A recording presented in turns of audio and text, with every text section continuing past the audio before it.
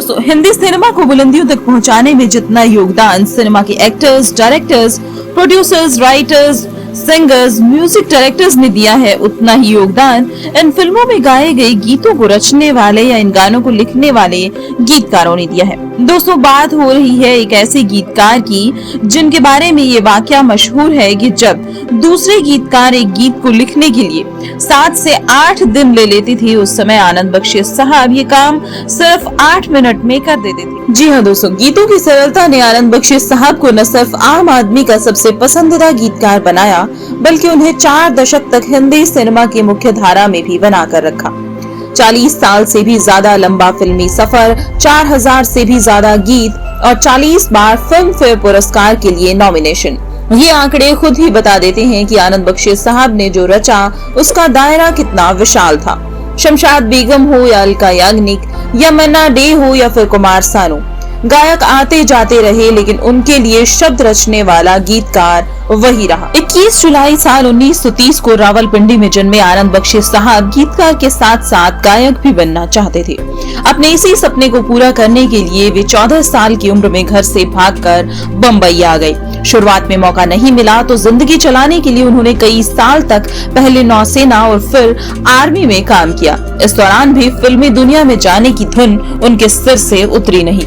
1958 में आनंद बख्शी साहब को पहला ब्रेक मिला भगवान दादा की फिल्म भला आदमी के लिए। उन्होंने 4 गीत लिखे। फिल्म तो नहीं चली, लेकिन गीतकार के रूप में उनकी गाड़ी चल पड़ी। इसके बाद उन्हें फिल्में मिलती रही। काला समंदर, मेहंदी लगी मेरे हाथ जैसी फिल्मों के लिए उनकी थोड़ी बहुत चर्चा होती रही। साल 1965 में आनंद बख्शी साहब के करियर ने एक बड़ी करवट ली। इसी साल 2 फिल्में आई थी, हिमालय की गोद में और जब जब फूल खिले। इन दोनों फिल्मों ने उनकी लोकप्रियता को अचानक ही आसमान पर पहुंचा दिया। मैं तो एक ख्वाब हूँ से लेकर परदेसियों से ना अखियां मिलाना जैसे गाने हर जुबां की पसंद बन गए। इसके बाद तो आराधना, कटी पतंग, शोले, अमर अकबर एंथनी, हरे रामा हरे कृष्णा, कर्मा, खलनायक, दिलवाले दुल्हनिया ले जाएंगे, ताल, गदर एक प्रेम कथा और यादें तक 4 दशक से भी ज्यादा समय तक वे अपने गीतों की फुहारों से लोगों के दिलों को भिगोते रहे। आनंद बख्शी साहब गायक बनने का सपना लिए भी बम्बई आए थे, तो उनकी इच्छा पूरी हुई साल 1972 में। फिल्म मोम की गुड़िया में लक्ष्मीकांत प्यारेलाल के साथ उन्होंने अपना पहला गाना गाया, मैं ढूंढ रहा था सपनों में।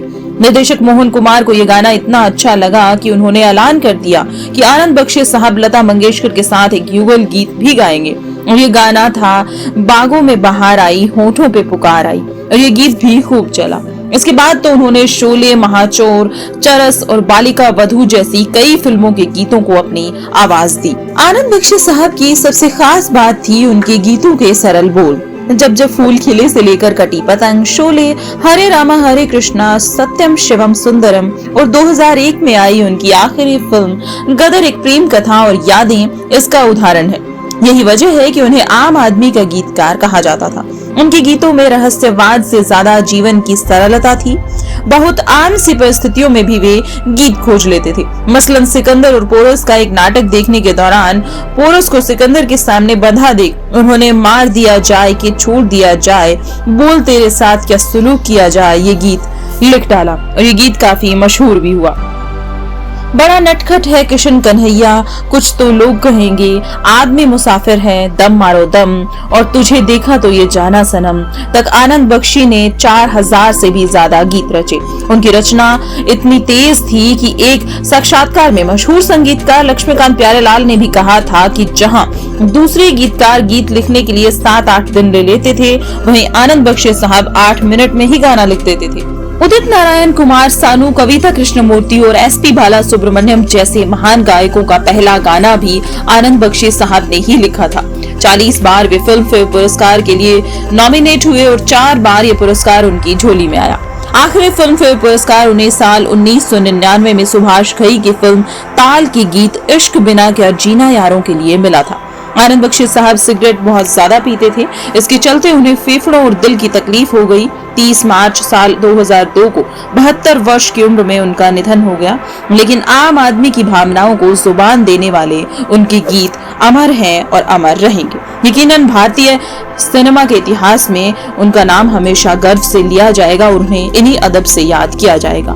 दोस्तों, आपको हमारा ये वीडियो कैसा लगा हमें कमेंट सेक्शन में जरूर बताइएगा, ताकि समय समय पर हम आपके लिए ऐसी ही अमेजिंग वीडियोस लाते रहें।